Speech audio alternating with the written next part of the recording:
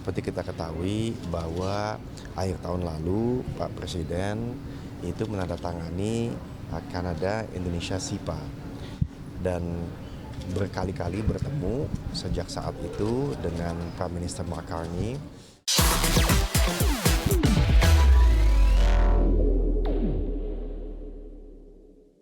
Kamar Dagang dan Industri melakukan penandatanganan nota kesepahaman dengan Asia Pacific Foundation of Canada. Ketua Umum Kadin Anindya Bakri menyebutkan kerjasama ini tidak hanya memperkuat hubungan bilateral kedua negara, namun mendorong investasi dan pemberdayaan usaha mikro, kecil, dan menengah atau UMKM. Kamar Dagang dan Industri melakukan penandatanganan nota kesepahaman atau Memorandum of Understanding dengan Asia Pacific Foundation of Canada atau APF of Canada. Kerjasama ini tak hanya memperkuat hubungan bilateral kedua negara, namun mendorong investasi dan pemberdayaan usaha mikro kecil dan menengah atau UMKM.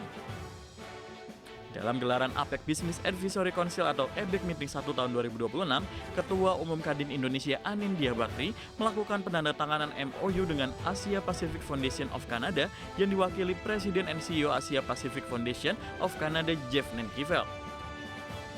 Langkah ini sebagai bentuk tindak lanjut Canada-Indonesian Comprehensive Economic Partnership Agreement atau CEPA oleh Presiden RI Prabowo Subianto untuk mempererat hubungan bilateral khususnya dalam mendorong perdagangan, investasi, dan pemberdayaan pelaku usaha kecil. Ketua Umum Kadin Anindya Bakri menyebutkan langkah ini sebagai upaya mendukung UMKM dan perempuan Indonesia sebagai pilar pertumbuhan ekonomi. Terlebih potensi UMKM nasional yang mencapai sekitar 60 juta unit usaha dengan lebih dari separuhnya dikelola perempuan. Jadi ini kerjasama dengan Kanada. Seperti kita ketahui bahwa akhir tahun lalu Pak Presiden itu menandatangani Kanada Indonesia SIPA dan berkali-kali bertemu sejak saat itu dengan Prime Minister Mark Carney untuk memperkuat perdagangan antara Indonesia dan Kanada. Di samping itu, pihaknya juga melakukan perluasan akses pasar, likuiditas, serta model bisnis yang mudah diadopsi agar pelaku UMKM perempuan bisa naik kelas. Jakarta, Ade Firmansyah, IDX Channel.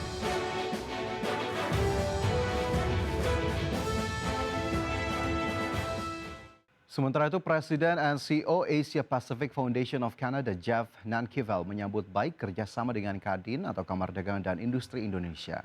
Menurut Jeff, kerjasama tersebut sebagai langkah strategis memperdalam kemitraan Indonesia-Kanada di kawasan Asia Pasifik.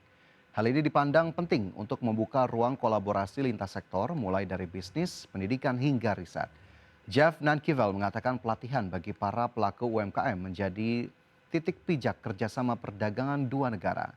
Bersama Kadin, APFC yang memiliki spesialisasi dalam pelatihan akan memaksimalkan potensi pelaku UMKM agar bisa bertahan dalam ekosistem bisnis yang berkelanjutan. We are very excited. Our organization works with business organizations in Canada. We also work with universities and colleges and with the governments in Canada to promote deeper cooperation with partners in Asia. And so the MOU we have now with Kadin to work with the Kadin Indonesia Institute will lead to more activity here. We're going to be. Kita ke informasi pertama, pemirsa. Presiden Prabowo Subianto berencana akan membentuk lembaga khusus untuk mengelola dana umat yang selama ini tersebar di berbagai institusi. Pengelolaan yang terpusat dinilai berpotensi menghimpun dana dalam jumlah besar setiap tahunnya.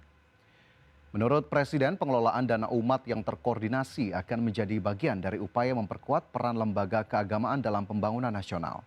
Terlebih potensi dana umat yang sangat besar yang mencapai 500 triliun rupiah per tahun. Potensi tersebut dapat menjadi kekuatan besar bagi kemajuan bangsa jika dikelola secara profesional dan akuntabel. Lembaga-lembaga umat Islam, kalau tidak salah nanti akan dibentuk lembaga pengelolaan dana umat. Saya diberi laporan oleh Menteri Agama kalau dana umat semua dikelola dengan baik itu bisa jumlahnya itu minimal 500 triliun satu tahun.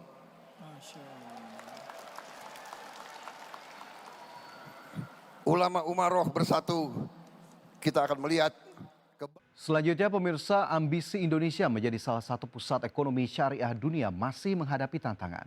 Pengembangan ekonomi syariah nasional dinilai masih berjalan tanpa kerangka regulasi yang solid dan terkoordinasi. Kondisi ini memicu kekhawatiran stagnasi di tengah potensi pasar yang besar. Kepala Center for Sharia Economic and Development Indef, Nur Hidayah, menilai ketidakjelasan payung hukum menyebabkan pengembangan ekonomi syariah berjalan parsial dan tidak terintegrasi secara nasional. Menurutnya, momentum 2026 seharusnya menjadi titik balik untuk memperkuat fondasi regulasi dan mempercepat hilirisasi industri halal.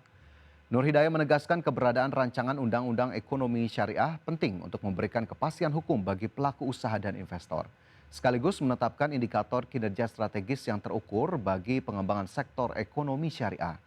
Selain itu, perlu integrasi yang lebih erat antara sektor keuangan syariah dan sektor real. Pembiayaan syariah ke depan harus lebih diarahkan ke aktivitas produktif, bukan hanya bertumpu pada inovasi layanan keuangan digital. Sesungguhnya kita sangat membutuhkan sekali ya RUU XR ini karena adanya fragmentasi kebijakan lintas sektor dan adanya celah atau gap dalam pengawasan institusional. Jadi tujuan utama RUU ini adalah mengatur dan Informasi berikutnya, pemirsa, PT Cisarua Mountain Dairy Tbk mengumumkan pendirian anak usaha baru bernama PT Arta Rasa Cimory pada Januari 2026. Langkah ini dinilai bagian dari strategi ekspansi bisnis dan pengembangan jangka panjang perusahaan dalam mengokohkan posisi di industri makanan dan minuman di Indonesia.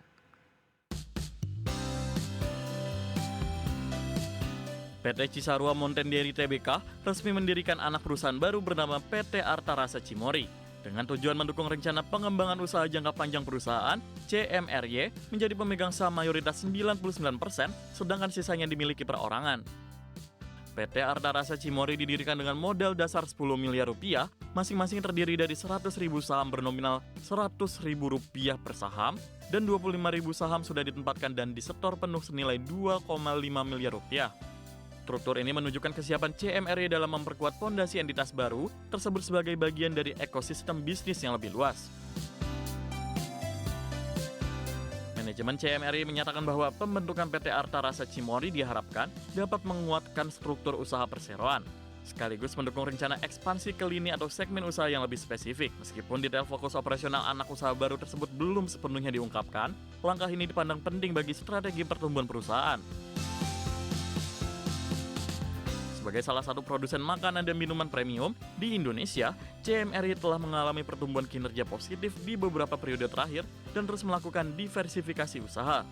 Upaya memperluas struktur usaha melalui anak perusahaan baru diperkirakan akan memperkuat daya saing dan penetrasi pasar, khususnya di tengah kompetisi yang semakin ketat di sektor FMCG.